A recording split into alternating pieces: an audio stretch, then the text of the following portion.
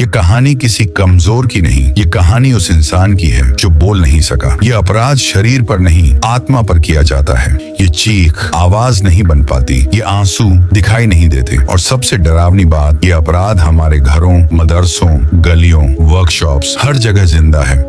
लेकिन हम सब शांत हैं। आज हम गंदगी की बात नहीं करेंगे, हम उस घाव की बात करेंगे जो एक बच्चे को पूरी जिंदगी के लिए तोड़ देता है।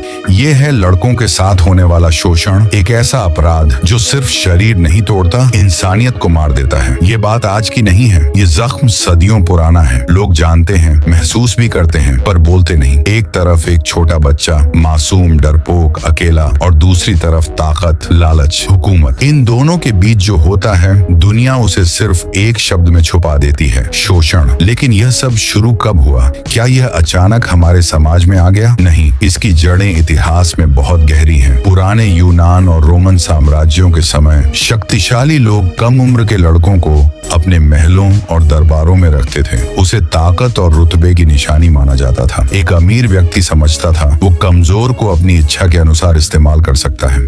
यह अपराध पहले हवस नहीं था, यह घमंड और शक्ति का प्रदर्शन था। बाद में जब पूर्व में बादशाह और साम्राज्य बने, कुछ अमीर और हाकिम अपनी गंदी ख्वाहिशों को ही कानून मानने लगे। महलों में कम उम्र के लड़के सेवा के नाम पर लाए जाते, लेकिन उनके बचपन और मासूमियत को अंदर ही अंदर छीन लिया जाता। इसके उलट इस्लाम ने इस अपराध को सबसे बड़ा पाप कहा। हजरत मोहम्मद ने फरमाया, अल्लाह की लानत हो उस आदमी पर जो किसी पुरुष के साथ वो करता है जो स्त्री के साथ किया जाता है। कुरान में कौम लूत का अंजाम सबके सामने है।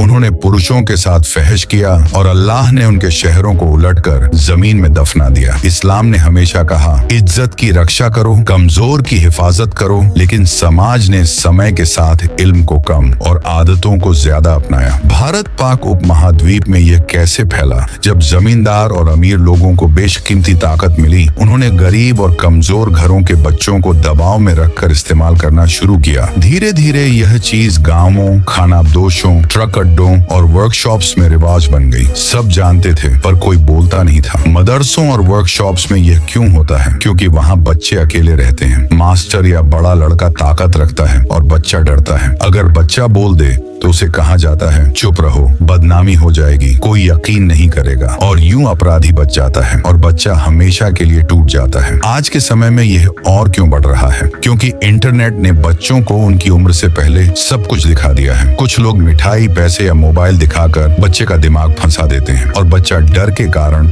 चुप हो जाता है। यह केवल शरीर का दर्द नहीं है, यह आत्मा का टूट जाना है। ऐसा बच्चा जब बड़ा होता है, उसमें डर भर जाता है, आत्मविश्वास खत्म हो जाता है।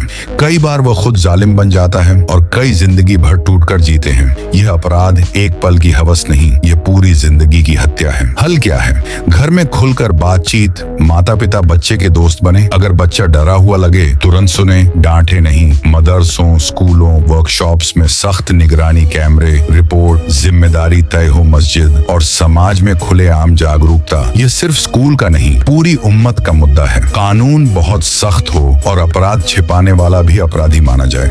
अगर आपके घर में एक बच्चा है तो समझिए वह अल्लाह की अमानत है। उसकी मुस्कान की रक्षा कीजिए, उसका विश्वास टूटने मत दीजिए। वह चुप है तो उसे सुनिए, वह रो रहा है तो उसे थाम लीजिए, क्योंकि जब एक बच्चा अंदर से टूट जाता है तो वो फिर कभी पहले जैसा नहीं बन पाता।